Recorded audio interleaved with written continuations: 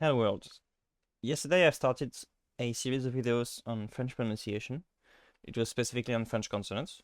It was a bit too long, so I promise today it's going to be shorter and it's going to be more focused. So today it's going to be an overview of French vowels, and the three next videos are going to be about specific aspects of French vowels that we're going to see today, specific vowels typically. But today it's going to be more broad, more the very basic principles, and we are also going to pronounce every single one of them 13. So I have to give a warning in the very beginning that this is going to be based on the Parisian or the Northern French dialect or accent. So it can be a bit different if you learn French from the south or from Quebec or from Belgium, etc. Um, so typically in my own accent, there are two sounds, the in and the un. It's the most famous example, but these two are merged in my own accent. So in the so I'm going to put myself below. No, sorry, this one. Um, and I'm going to explain to you what this whole thing that I made on Paint, to be honest, but what this whole thing is. And when you understand this, you can understand how to learn French vowels, and you have a good idea of French vowels. So it is broadly based on the APA. Um, so vowels, in all languages, vowels, you have three main parameters defining them. We saw yesterday that for consonants there were three parameters. For vowels there are three, but it's not the same three. But it's mostly the same principles. Um, you have the openness or highness, which is this part of the graph, like this dimension. Uh, so the ones in the bottom, they are the low vowels, and the one in top, they are the high vowels. To make a high vowel, you kind of close your mouth, and the most important thing, you put your tongue uh, atop your mouth. The tongue should be atop your mouth, so that the air flowing, the air that moves to produce the sound, it comes from a bit atop the tongue, and it goes in a narrow passage through the tongue.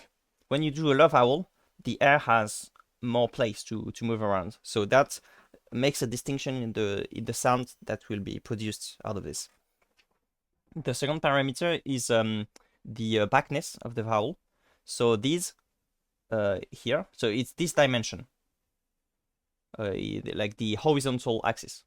And so on the left you have the front vowels, which are the ones where your tongue is very advanced in your mouth. You want your tongue to be as front as possible, and the back vowels, it's the opposite. So the tongue is backwards, and that's really different. The changes the way that your mouth cavity looks like, and it really changes the passage of the air through your mouth, and that changes the sounds that is being produced.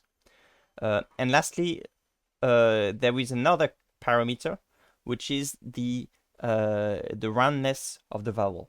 That is defined by your lips. It's defined by if you have your lips making being flat, making a smile, or being round. There's also another thing, which I wouldn't call a parameter, but you might. It's the nasal vowels. I'm going to have a video dedicated on this, I think. But yeah, some vowels are nasalized, and they are very specific vowels. Um, all of this is present in this graph. So, for instance, for the nasal vowels, I say that when you do a nasal vowel, you manage to get a passage from the back of your mouth. It's somewhere in the back of your mouth through the nose, and that's that makes it nasal. So yeah, it's something that happens in the back of your mouth. It's in the basically the same position where you can make the sound ng, the sound ng, ng. So that means that typically in Mandarin Chinese, the sounds, the vowels that are nasalized are the ones that end in a syllable ending with ng. So typically in Chinese, this is a. I'm not going to pronounce it perfectly, but in Mandarin, standard Mandarin Chinese, this would be like an with this tone. But if I do like this, it's going to be ong, an, ong. So I don't do it perfectly, obviously, because it's a bit different from French. But if you at the end here you have a consonant that is produced in the back of your mouth, and which really it's really nasal vowel friendly, so to speak.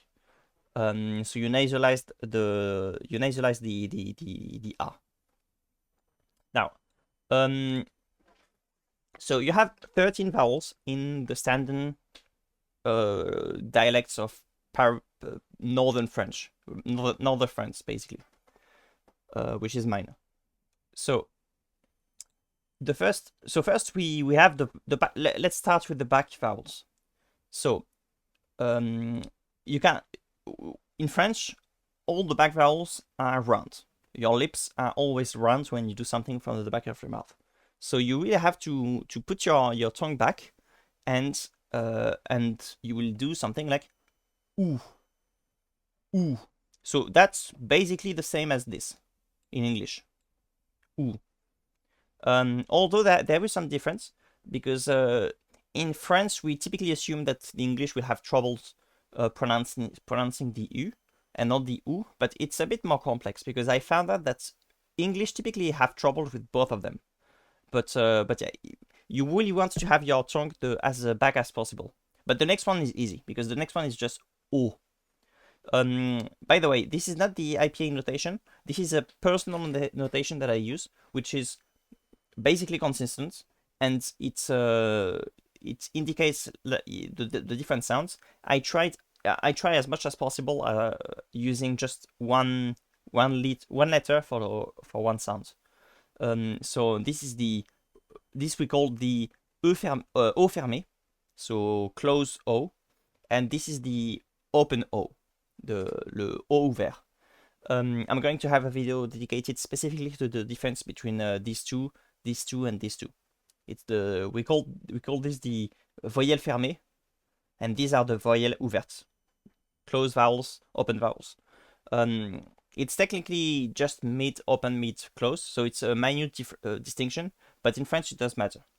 But suffice to say, this is O, and this is O, and this is you see, this is a gradation. So I'm going to move myself ahead for a bit.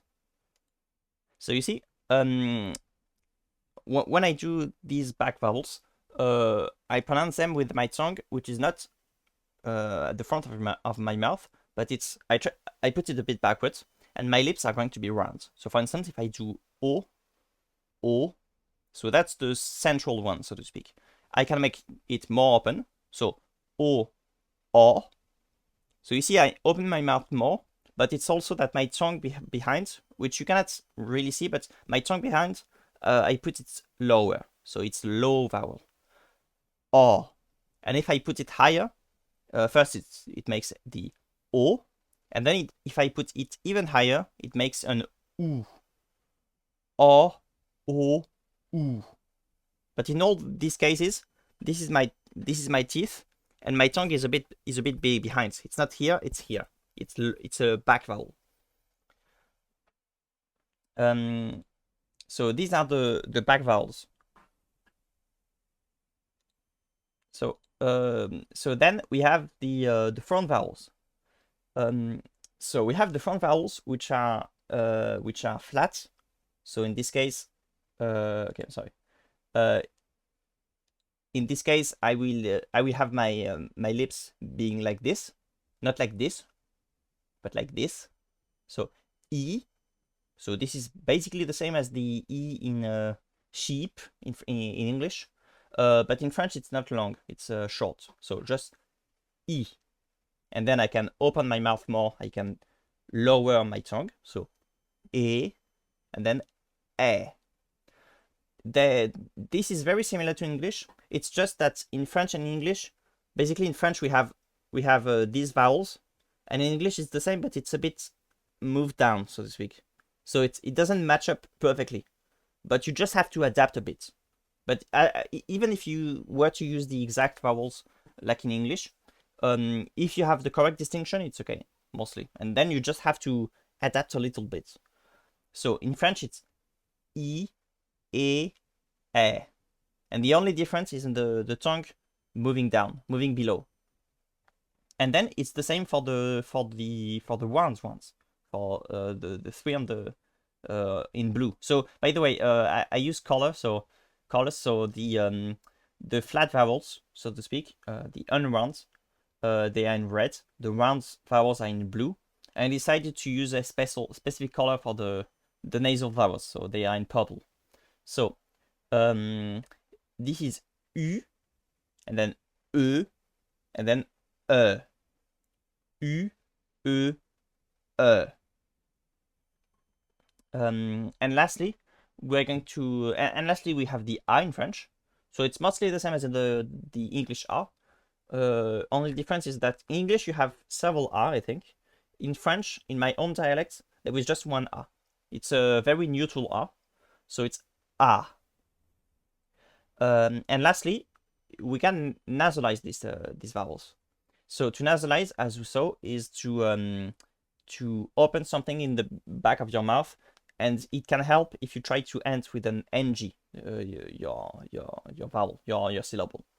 So R, and then you try to make it a bit backwards, the R, and you try to do something in the back of your mouth. It's not very clear, but it goes with practice mostly. The nasal vowels, it's the part that I struggle to explain the most. But on, this is the non-nasal, A, and then the nasal, on, on.